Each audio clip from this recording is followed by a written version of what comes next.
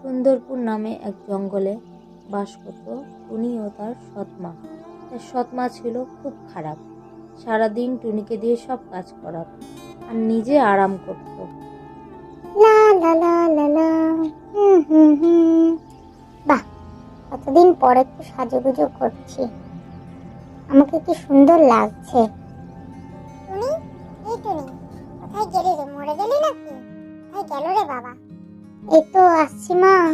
এই রে, আমি সেজেছি দেখলে মা তো খুব রাগ করবে। কি করি? টুনি, এই টুনি, এই তো তুই এখানে এখানে কি করছিস রে?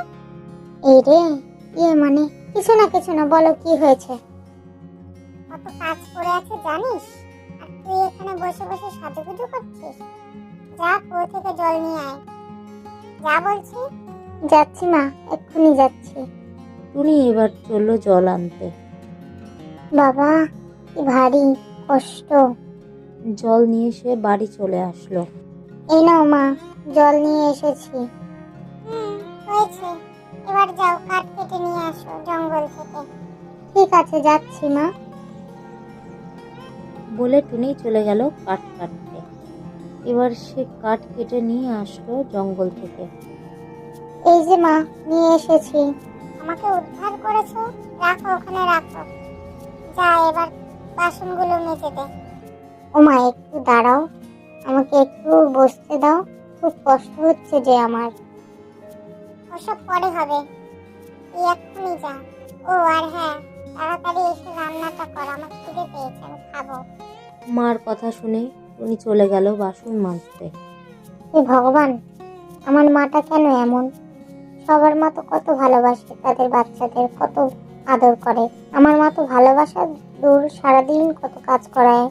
তারপর টুনির বাসন মাজা হয়ে গেছে, এবার সে রান্না করছে। মা, ও মা, আমার রান্না হয়ে গেছে, তুমি খাবে, আসো। আসছি বাবা, দাঁড়া। এবার ওরা খেতে বসলো। বসে থাকতে থাকতে সে বাইরে কারোর গলার শব্দ শুনতে পেয়ে সে বাইরে এসে দেখে খুব সুন্দর একটা পাখি এসেছে তার বিয়ের কথা বলতে, কিন্তু তার মা রাজি হয়নি। না না, ওর বিয়ে দেবো না, আমার কাজগুলো কে করবে শুনি? হ্যাঁ, দিকে টুনির ওকে খুব পছন্দ হয়েছে। এরপর তারা দুজন কথা বলল। তোমার মা তো মেনে নিচ্ছে না, আমি তোমাকে বিয়ে করতে চাই।